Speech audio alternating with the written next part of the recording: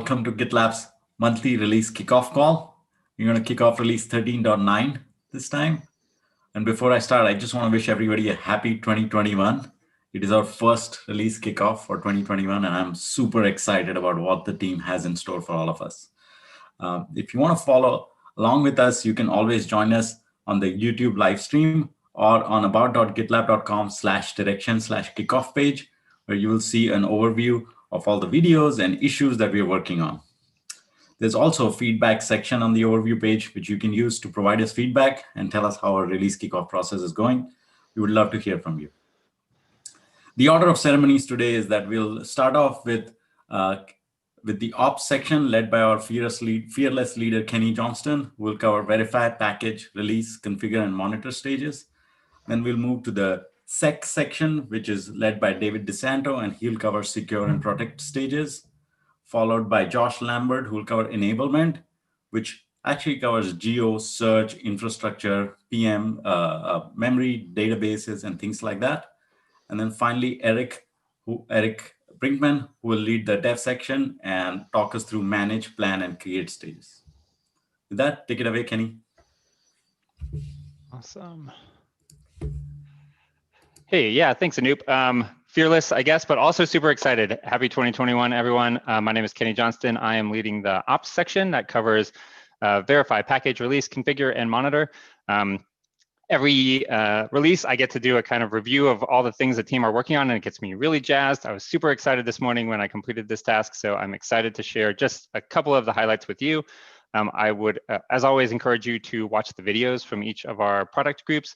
They contain a lot of great information about why we're doing what we're doing, as well as very specific links to issues that I'm not going to show you here. So let's get started. The first thing that I wanted to highlight is a feature that GitLab released almost 9 months ago called merge trains. And we recently published a blog in December by the designer in this area, Vitika, that covered kind of how merge trains work. And I also wanted to show you some of the insights we've gained from users who are using merge trains that we're going to use to improve them going forward.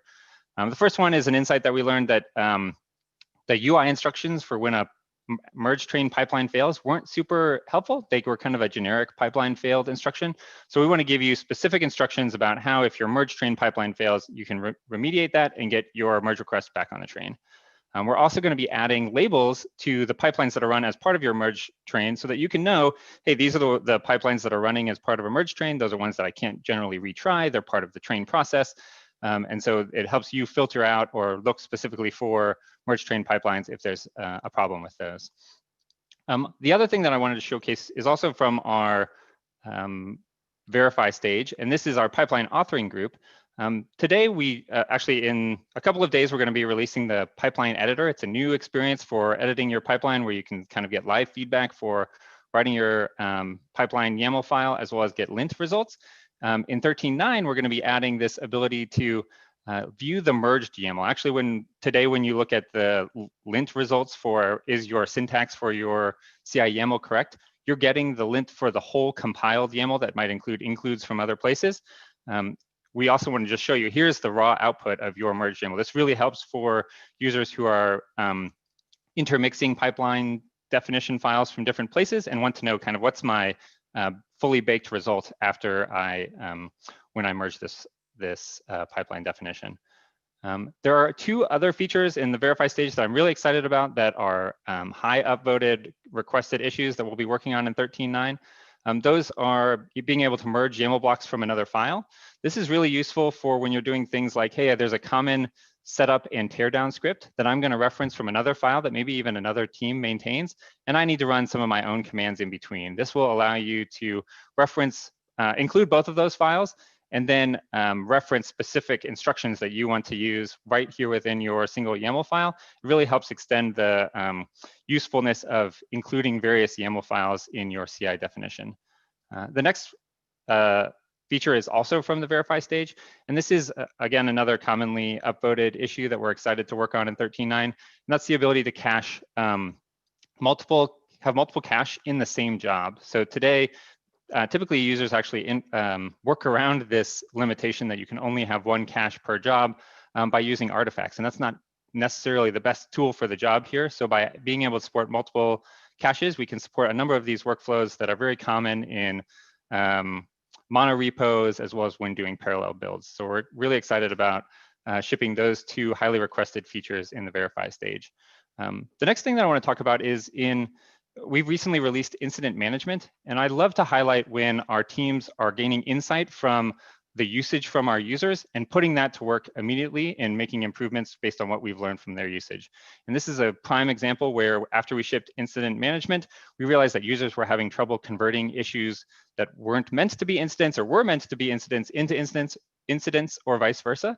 And so we're going to be adding a couple of new enhancements in 13.9 that allow you to adjust an incident to an issue or an issue to an incident after it's created by selecting this incident type option or issue type option here where incident is selected, and also clarifying for you when you create incidents what kind of the implications of that are. So when you select incident, there'll be this little pop-up to make sure that people are making the right choice, that users are making the right choice when selecting whether to use incidents or issue types. The last thing I want to highlight is we've had a common theme about supporting true separation of duties. We're a single DevOps platform. We want to make sure that we're collaborating between developers and operators. We also know many users have strict requirements that certain folks who are allowed to maybe maintain an application and merge application code aren't necessarily allowed access to secrets for an environment that might be needed to deploy that application. So in 13.9, the release group is going to be working on allowing a kind of protected environment lock that is only available to owners of a project, not maintainers. So it prevents maintainers who might be merging code from also being able to change the protected environment settings. Here's an example of what that might look like. So those are a handful of really exciting features to me that focus on usability of our core DevOps platform. And I'm really excited for 13.9. With that, I'll pass it on to David. Thank you, Kenny. Get this shared. Okay, as you mentioned at the beginning, my name is David DeSanto. I lead the SEC section here at GitLab. To kind of get us kicked off, let's first talk about the secure stage. We have a lot of really exciting things that we've been working on slowly in the background, and a lot of them are coming out in 13.9. First is improving tracking of vulnerabilities within SAST and secret detection. Today, we do that by tracking the line of code where the vulnerability is. This will actually improve that functionality to be more of a fingerprinting so we can track vulnerabilities across multiple merge requests as well as it moves around within the project. Today, we occasionally will rename or relabel a vulnerability as new, even though it's pre-existing because it changed between different merge requests and our tracking was not able to keep up with that. This will address that, and I think it's very exciting. There's some links here over to the Tagger project. That's the name of it here internally off the issue. So feel free to read through it. It's all very exciting. The team is also working on moving to SemGrep as one of our SaaS scanners. What we're excited about this for is it's going to enable community contributions of rule sets. We're working on this with the goal of replacing several scanners and being able to enable more functionality that the community can help contribute and improve upon. For DAST, we're finishing up the remaining items related to the site profile for DAST on demand. This final component is authentication, and you can see that here. Once this is rolled out, you'll be able to run your on-demand scans against authenticated web properties you want to scan. For vulnerability management, we're introducing dismissal types and reasons. I like this a lot because it's going to allow us to separate out what's a false positive versus what is a known risk. You can see that here on the screenshot. Here we're on the standalone vulnerability. When we change it from detected, we can go to dismiss, and we have multiple options, including we're accepting the risk. No, this was a false positive. We have some sort of mitigating control upstream that's going to prevent that vulnerability from being exploited. And the one I think is going to be the most helpful is this vulnerability only shows up in our testing environment because we have something configured to be able to test properly. Example of that is like maybe it could be related to alerts that you're not using encryption to communicate. Maybe you only have that enabled in your production environment. That'll allow you to dismiss that and identify that's related to a test. And of course, that'll all have that same audit log that we do today for all the vulnerabilities. And lastly, for secure, and again, I'm very excited about this one as well, we're actually going to be introducing protocol fuzzing support as part of our open source initiatives. This is the last part of our acquisition of Peach Tech. This is their Peach Fuzzer, which is a protocol fuzzer. This will be the first time in many years that the professional grade fuzzing solution that was part of Peach is available free to the open source community. This is our first step in the process of integrating it in to the full GitLab experience like we have with API fuzzing, which is also their product. So that's the first step. And then over the next milestones, we'll begin to roll it out as part of the integrated solution as well. I'm very excited because I think this will enable a lot of more secure practices within the open source community, as well as enable lots of people to have access to enterprise-ready fuzz testing that has not been available in the open source community. And to kind of wrap this up with Protect, the team is focused in this milestone of moving our security orchestration category from planned to minimal.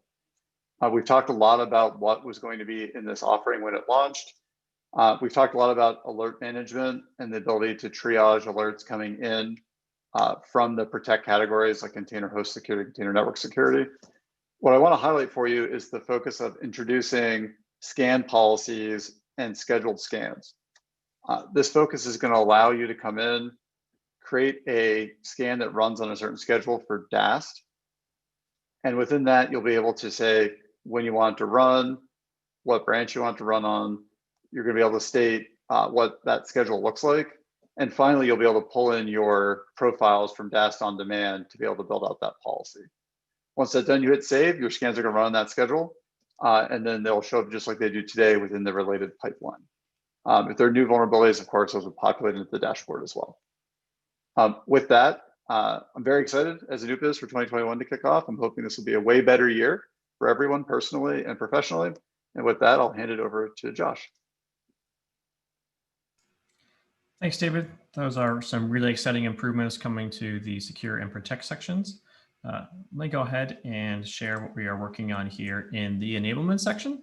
And we'll be going through three major themes: usage and usability, new markets, and single platform.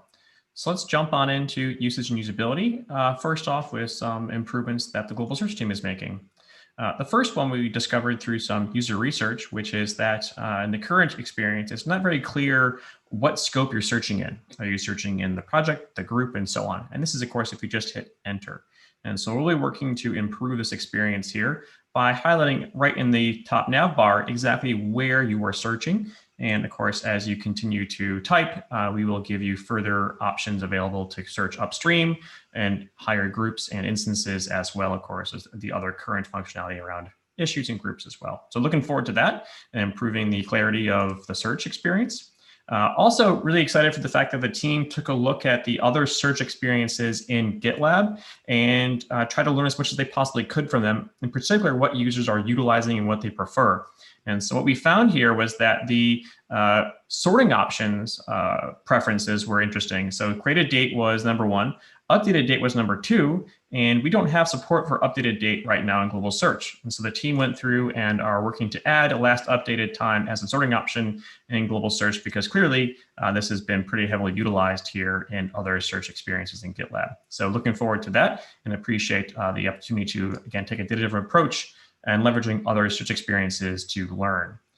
Finally, on the search side of things, we are working to improve the latency. So as you can see here, over the last 2 months or so, we've started to see increasing latency on search results, which means it's slower to return results to users, which is not good. About double from 400 milliseconds all the way up to 800 milliseconds. And so we are doing some things that we think will fix this, but we do want to make sure we double click here and really understand what's happening to make sure we don't see this trend continue and ultimately bring it back down, ideally to a much lower level than it even was initially. So moving on over to geo and maintenance mode. This is one we've been working on for some time here, but we're very close to finishing this. We're largely just kind of wrapping up a couple bugs and improvements here. And the key is that this allows our admins to make an instance read-only, where previously they had to actually take it fully offline if they wanted to prevent any kind of writes going to it. So for example, if you wanted to test your failover to your secondary, you would have to take it offline, wait 5 or 10 minutes to make sure the secondary was fully caught up on synchronizing with the primary, and then fail over and then let users back in. This is not a good experience because users essentially can't access the system at all for that period of time. And with read-only mode, they can prevent the writes, allow users to access issues and clones and things like that, but still let that secondary fully catch up before failing over. So it's a nice user experience improvement for our end users. From there, we can jump into new markets. We're working on enabling GitLab to be deployed into OpenShift.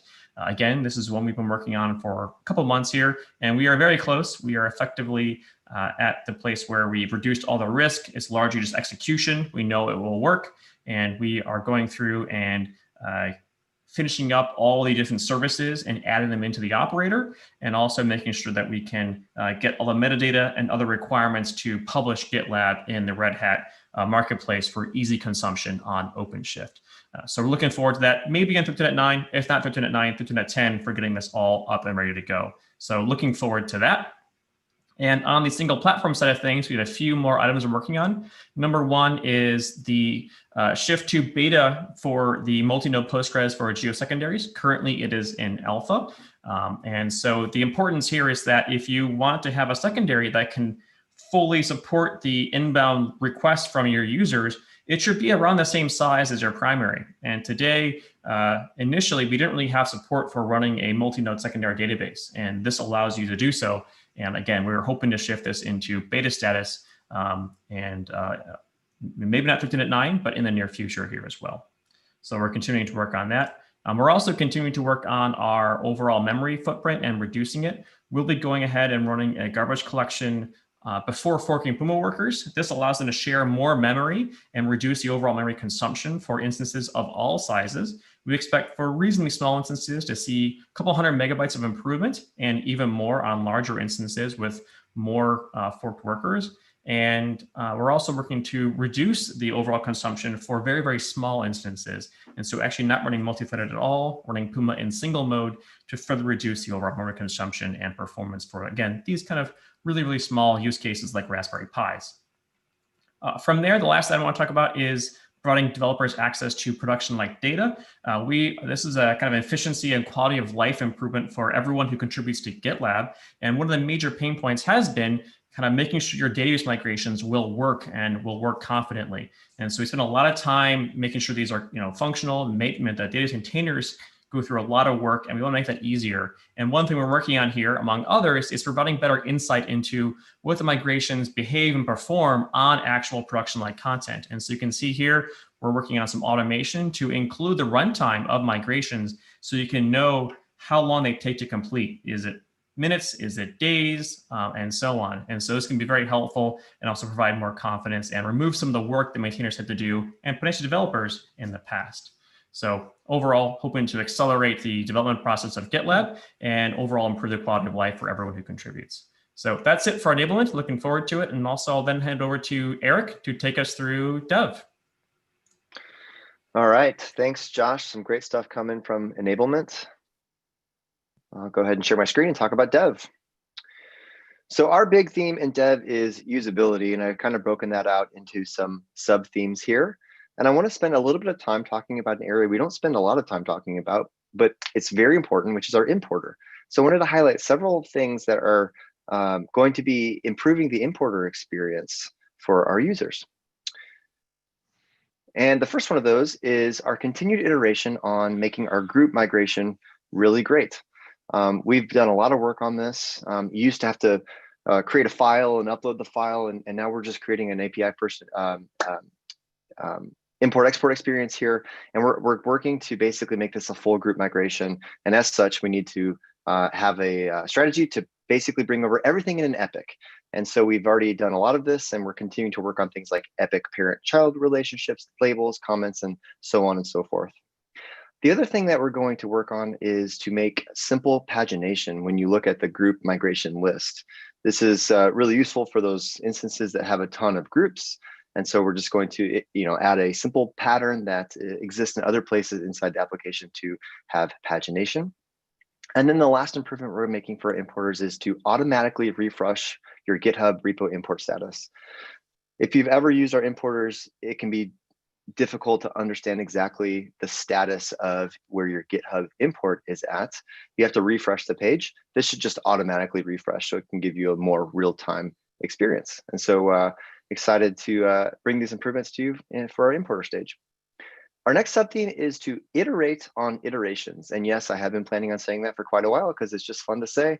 But iterations is basically our way to manage sprints inside of GitLab. The first improvement we're going to make here is to add iteration list on your board. This is important so that on a single board, you can see all of your list and all of your iterations, so you can understand kind of a full picture of everything that's going to happen in every iteration in a single screen. So quite excited for this. We're also going to give you the ability to delete an iteration. In typical GitLab fashion, we iterate fast and launch stuff when it maybe isn't fully polished. And as such, when we launch iterations, you could only create them. Now we're going to give you the ability to delete them in case you made an iteration that you no longer need. And we're also going to add iterations in the past, which seems a little bit weird, but the reason we're doing this is because if you're migrating from another tool where you're doing your sprint planning, you may want to bring in historical information from sprints that you've had in other tools. We want all of that information to be surfaced right inside of GitLab, so you can create an iteration that's in the past and bring over that information. Our next subtheme is code review and MR improvements. And I want to highlight two of these. The first one is an iteration on our reviewer feature. In GitLab 13.7, we released merge request reviewers, allowing you to assign people to that field rather than the assignee field when you want to request a review, to make it explicit that you're expecting a review from that person. However, sometimes the reviewer is going to leave you comments to address, and you're going to address them, but then how do you know if the reviewer needs to come back and look at the changes you've made? So we're going to add the ability to request a re-review from someone who's already assigned as a reviewer. The next improvement we're also going to make is to compare views across forks. As you can see, this issue is quite old. And basically what this is going to do is it's going to allow users to compare branches between the repository where they forked and the original place where they forked from. This is really useful in open source development before you make that merge request and see the diff, so you can understand the changes that you're making in the branch compare view right here under the repository submenu. Our next subtheme is just the stuff that you always wish GitLab had: day-to-day quality of life improvements. And the first one I want to highlight is another one that's been open for quite a long time and has over 200 upvotes. This is the ability to have group level description templates for things like issues, epics, and merge requests. If you use our templates today, you can manage them on a project level, but it can be very cumbersome to keep all of those templates in sync across all of your projects. You should just be able to do it at the group level, and that's what this issue is for. So really excited that we're finally going to bring this one to all of our users, and I know that a lot of GitLab team members will also be really happy that this one's going to exist as well. Another small but meaningful change is that we're going to now add comments on epics to your user activity. So if you do a lot of your work in epics and you make a lot of comments in epics and work with your team on epics, this does not show up in your user activity feed in GitLab, and you also don't get credit on your contribution graph. This should change, as a lot of work is really done in epics, and a lot of features are typically planned with subtasks as children attached to the epics. So excited for this one to also land in 13.9. Another minor but nice quality of life improvement to requirements is that we're going to now support filtering and sorting of requirements by their state. So this is really useful, so you can sort and filter requirements by which ones have been satisfied and which ones haven't, so you can maybe quickly see the ones that you still need to spend time on to satisfy. If you've been following along over the past few months, we've also done a lot of work adding webhooks into various places. Now we're going to add a group webhook for subgroups. So if something changes in a subgroup, you can now be notified via webhook. Before, the workaround here was just polling our API until you saw a change. Not a great experience, and this is going to be a fantastic improvement here. Another huge one that we're finally focusing on is that OR filter. If you have filtered a lot in GitLab, you probably wish you've had this for quite some time. You now have not filtering, and you have and filtering. We're going to bring you OR filtering, kind of completing that Boolean experience of the baseline operators that you need to find stuff pretty quickly inside of GitLab. And then the last one I'm really excited about, because this is going to be a huge improvement for our settings, is we're going to allow our users to search settings within a page. And if you're on GitLab.com, you actually already have this, and I wanted to highlight it very quickly. If you go to the settings general page, you now see a search bar there. And so if you search for, say, merge requests, and you hit enter, you now just get the merge request settings, and you can see them highlighted. And if a setting is expanded, it'll also automatically expand it. So it should be a really nice improvement to find the settings that you need. This is on a page-by-page basis. So this epic is really about adding these in-page search settings. And then we're also thinking through a solution to make this more holistic. So in case you don't know the page where the setting would be, you can just search in a single spot. But this is a first iteration and a really nice quality of life improvement. As always, we're also working on tons of other things. A few major issues, major features I didn't highlight are epic boards, settings cascading, Giddily variable replication factor. I've talked about these in previous kickoff videos. We're also continuing to work on them. And actually, the 3 of these should ship in 13.9 as well. So thanks a lot for listening, and Anoop, back to you. Thanks, Eric. My goodness, I'm always incredibly surprised to and like excited to hear all the features that we are planning for every release. I love how we are doubling down on usability across all the stages. I know we made an intentional change about that a few months ago, and I can see the wheel really spinning very well. Protocol fuzzing with Peach in core, that's amazing. It's such a great technology, and it's great that we can bring it to everybody in our core distribution. Improved searchability, scaling geo, and search settings are my favorite, because we do have a lot of settings in our product, because it is a pretty vast surface area. So search makes it super easy to find what you're looking for. Thank you, everyone. As always, everyone can contribute, and we'll see you again next month. Bye.